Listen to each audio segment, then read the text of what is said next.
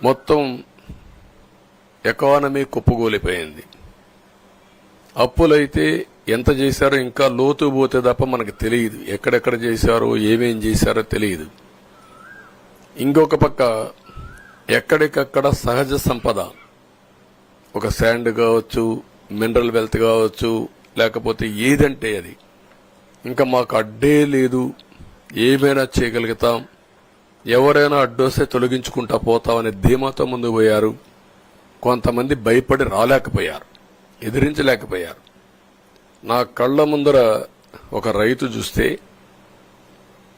ఆ పొలం పక్క నుండి ఇసుక తీసేస్తే అక్కడ భూగర్భ జలాలు ఉండవు. వ్యవసాయానికి నీళ్లు కూడా కొరత వస్తుంది. పక్క నుండే పొలాల్లో కూడా నీళ్లు ఉండవు.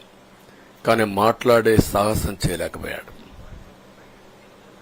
ఆయన కళ్ల ముందర ఆయన పొలంలో మట్టి తీసుకుపోతా ఉంటే ఎదిరించలేని నిస్సహాయ స్థితికి వచ్చాడు. మా వాళ్లు పోతే హౌస్ అరెస్టులు చేశారు. ఇవన్నీ చెప్పుకుంటూ పోతే ఒకటి కాదు, చాలా జరిగాయి. అవన్నీ కూడా ఏ విధంగా చేయాలో చేస్తున్నాయి. మళ్లీ వ్యవస్థలన్నీ కూడా పునరుద్ధరించాల్సిన బాధ్యత ఉంది. అదే మరిగా మాకు ఒక 4-5 రోజులు ఇవన్నీ చూసిన తర్వాత, డెప్త్కి పోయిన తర్వాత, మీరు పేపర్లో రాసినట్టు గాని మేము మాట్లాడినట్టు గాని ఒక లెవెల్లో ఆగిపోయినాయని నా ఉద్దేశం.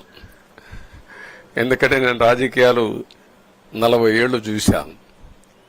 ప్రభుత్వాలను మేము అధికారం ఉన్నప్పుడు చూశాను, బాగు చేసి మళ్ళా అపోజిషన్కి వస్తానే వీళ్ళు నాశనం చేస్తే మళ్లీ నేను అధికారంలోకి వస్తానే దాన్ని బాగు చేయాలంటే ఎన్ని కష్టాలు ఉన్నాయో నేను చూశాను.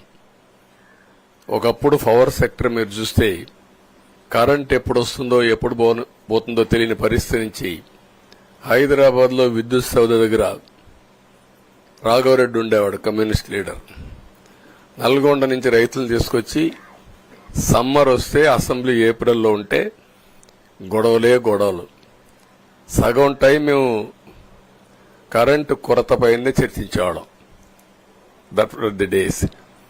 అలాంటిది నేను 1999 నుంచి పవర్ సెక్టర్ రిఫార్మ్స్ తీసుకొచ్చి 2004కి సర్ప్లస్ బాధ్యతతో క్వాలిటీ పవర్ ఇవ్వడం మొదలుపెట్టాం.